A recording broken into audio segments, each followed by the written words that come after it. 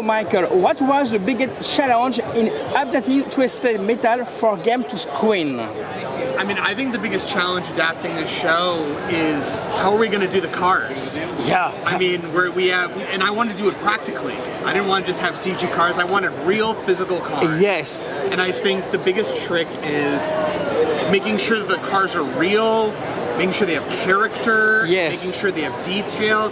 And honestly, it's something that involves not just the car department, it's the stunt department, it's the production design. Yes. And something that takes a lot of time. We had multiples of these cars, but what's great is that it's everyone who is a part of this show loves the show, loves the creativity. I make sure that everyone is an artist and really wants to make sure that they're really letting their creativity, their imagination explode, no pun intended. Perfect. How did you find the balance between chaotic action and deeper character arcs? It always starts with character. With our show, it always starts with character. Okay. We're always thinking about, well, look, we're lucky that with Twisted Metal, every character has a wish. Yes. Everyone has a drive, so to speak. So we're always thinking about what is pushing these characters forward, what are their relationships. Yes. With our show, it's about John Doe and Quiet's love story.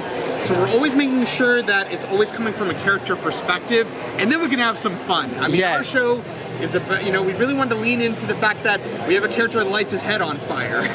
So we wanted to really lean into the fun of this show, but it always has to start from a character perspective. Perfect. Was there a particular episode or moment that best capture your vision for the show? Yeah, I mean, I think this season, it's the start of the tournament. Yes, of course. What's great about the start of the tournament is that it really is all these characters coming together. You've got John Doe, played by Anthony Mackie. Yeah, Quiet, perfect. Stephanie Beatrice. Yes. Meeting Sweet Tooth again. Yeah. They reunite. Yes. And so you've got characters from season 1 meeting new characters. You've got Axel and Grim, played by Mike Shaw and Richard DeClercq. You've got Dollface, played by Tiana Okoye. Yes. You've got Mayhem, played by Sailor. All these old and new characters coming together. It's like our cinematic universe. And then you've got all these relationships being thrown into a pot. Yes. And then you've got the action starting. So you get to see in real time all of these amazing relationships boiling, and then exploding. Season 2 ups the stakes. How did your writing evolve compared to season 1? I think what I learned so much about season 1 is, like I said, in season 1, I think I loved seeing the fan response to season 1. They understood, like, oh, I love these characters, I love this comedy, I love this world. I think the world people were taken by surprise, this post-apocalypse. Yes. So we didn't want to change any of that. So instead, we just went bigger. Yeah. We have more comedy. Yes. We have more action. 3 times as much action as season 1. Yes. We have more characters. Yes. We have more episodes. Bigger. The show's just more.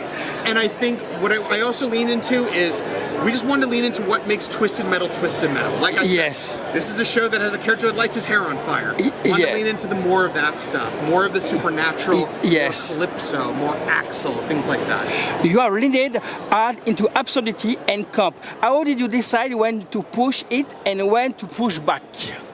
I mean, I think I really just kept pushing. I think there's no limit to where we could push. I mean, I think if it got a little too dark, it's just sad. Yes. Where I was like, no, it's too sad. No. This is a show that's joyful. I think there are other apocalypse shows that are dystopian, and I think I love those shows. Yes. Our show is an apocalyptic show that's fun. Yes. When I adapted this show, I played the video game. I love the video game, Twisted Metal Black. My OG. And when I'm playing that game, my fondest memories are driving at top speeds, blowing up my best friend, laughing, and just like hitting a ramp, throwing a missile at the right time, and that's what I wanted to adapt, is the fun of the game. Yes. And you should be watching this show with the biggest, dumbest smile on your face, and that's what I really want to bring to this. So that is what I kept pushing. If you aren't smiling while watching this show, then I'm not doing my job. How involved were you in shaping the show's music and new metal-infused tone? So The music I spend so much time on. I'm really proud of the music. I pick like 90% of the songs are music I pick, and I really wanted to capture that like 90s, early 2000s songs. Yes. And obviously, as we hear in one of the trailers, Rob Zombie's in this. Yeah, nice. You gotta do it. And so we really did pick some new metal. I wanted to highlight all the genres in the 90s to make sure that if you were growing up in the 90s and 2000s, that there's a song that you played in your CD collection that was in your binder.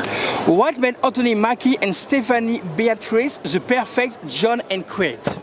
What I love so much about working with Anthony Mackie and Stephanie Beatrice, Anthony has so much charisma. He's so funny.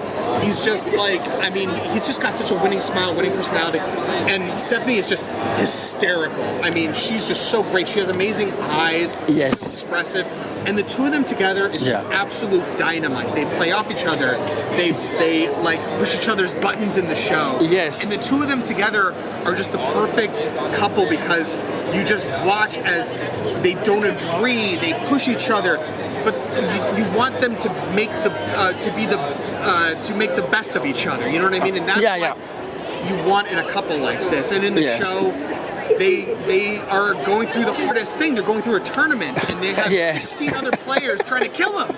So you want to feel that in their relationship. Was the John Quaid relation always meant to be the emotional anchor? Do you want to repeat? Sorry, what was the John Quaid relationship always meant to be the emotional anchor?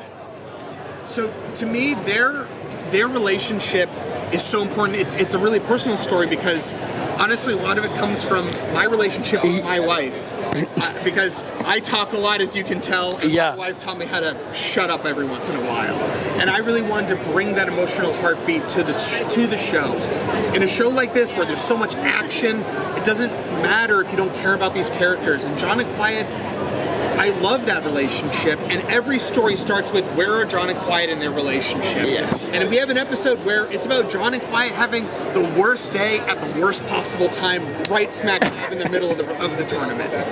What inspired the addition of Calypso and Dollface, and how they shift the story in season 2?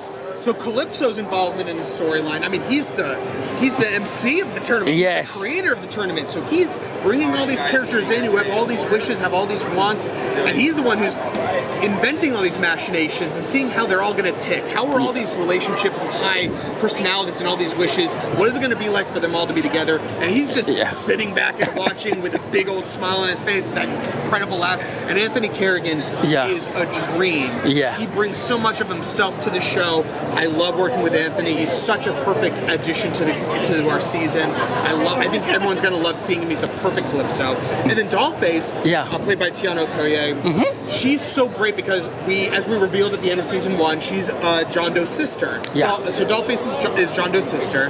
And what's so great about their relationship is that Dollface has all of these memories about John, but John has no memories about his sisters. So there's so much of this, all of the seasons about how do you square that? How does this sibling relationship kind of come to pass when you don't have any memories about your sibling? And it's about them rebuilding their relationship and growing as a sibling relationship.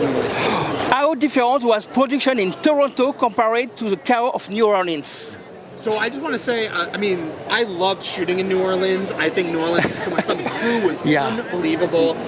But it was so difficult because it rained all the time. We would have to stop shooting for 3 hours a day. Wow. And that's tough when you have cars outside. I mean, and knowing that this next season was going to be even more car action and tournament, and like I said, so much more action, we made the difficult decision to move. So we moved to Toronto, and I'll just say I love shooting in Toronto. We had an unbelievable crew this season. We got very lucky with the weather because, as you know, Toronto has also difficult weather with snow. But we left right when it started getting cold. Yes. And it was a dream shooting in Toronto. I mean, we were able to do some unbelievable stunts this year with an incredible team.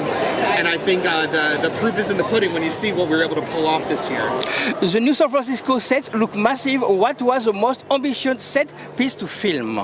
I think the most, I think we had some unbelievable sets this year. I think one of my favorite sets outside of the car stuff was a location called the Hearn, Okay. which was it was an old power station that was not used anymore. They just, I don't know what the word is, discontinued it, I guess. They decommissioned it. Yeah. So we had full reign of the place. Yes. And I mean, there's so much production value in that. Yeah. And what we turned it into is a place that I don't want to spoil, but it's an amazing location. I think the fans are going to love what we turned it into.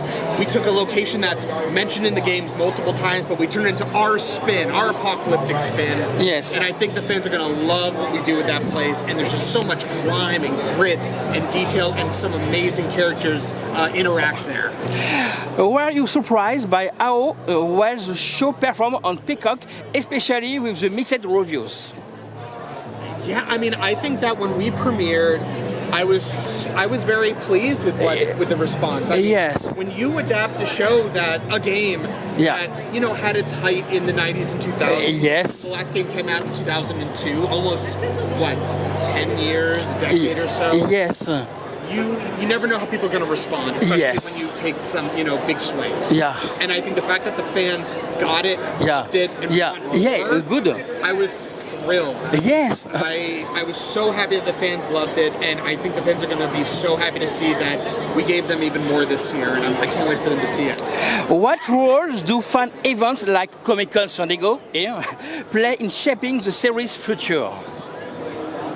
I think interacting with the fans, being at Comic-Con, I think it just inspires you. Yes, of course. I think being able to talk to you and, Thank you. and to the fans and just being energized to do this more. Yes. And hearing what people want to see, being able to show off clips. Yes. I think it just reinvigorates you, and I came away with some ideas. I haven't seen some of the actors in almost a year. Nice. We were shooting and being able to talk to them, and it just gets you raring to go. Yeah. So I'm pumped. We premiere as of now. We premiere July 31st, and I'm just so stoked for the show to come out and to just blow everyone away.